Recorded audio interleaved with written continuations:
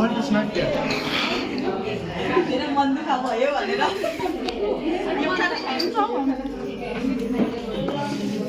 सबैले मेरो फोटो खिचेर मन दुखा भयो नभनी जान्छ नि त्यस्तो भनेर जानु ल भनेर गएको होला है अलिक ठुलो हुन्छ एक्सक्युज मी हामी भेट्छु नि घुमाइ हिँड्नुको लागि चाहिँ हामीलाई खोज्ने कि